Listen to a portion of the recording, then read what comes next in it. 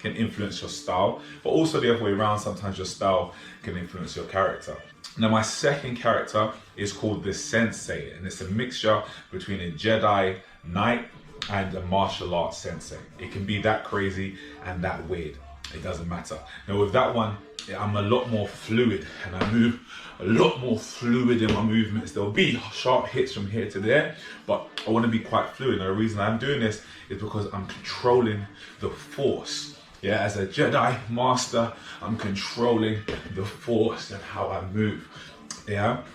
And then I have kind of like an air about me that kind of keeps everything under control. And that style is a bit more abstract. So you can have loads of different types of style, and character is a bit more abstract. Your characters can be as abstract as you want them to be, or as real as you want them to be. My third character is the rod and the staff. And this is the most raw side of discipline. So this is not kind of teaching you or beating you to teach you, whatever. It is doing that, but at the same time, it's a bit more harsh. So this one is when I'm all out and I'm raw and I'm going off, and it's about power and it's about a lot more aggression and kind of really get into that heightened level of expression, and that's the rod and the staff. So sometimes your character can influence your style, sometimes your style influences your character. So there's different ways that you can develop your character.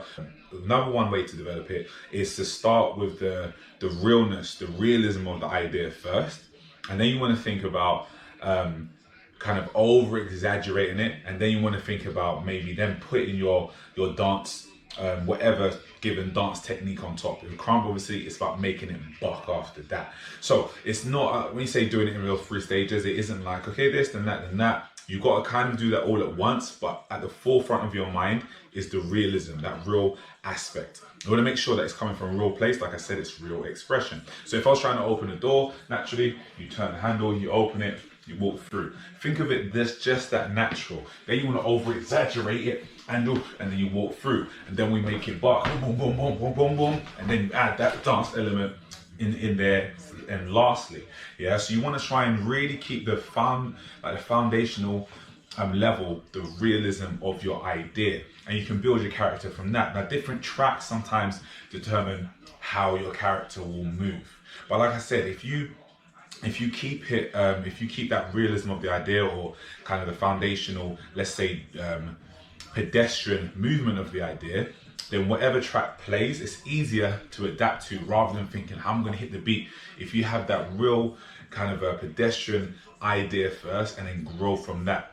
So I'll give you an example of how you can develop your character with very natural movements. I'm going to take 3 random words. Let's say dog, car, top of my head, gym. Don't know where it came from. And we're going to just develop those words and develop a little story through my movement and through my character. No jabs, no chest pops, no arm swings, but keeping it bop.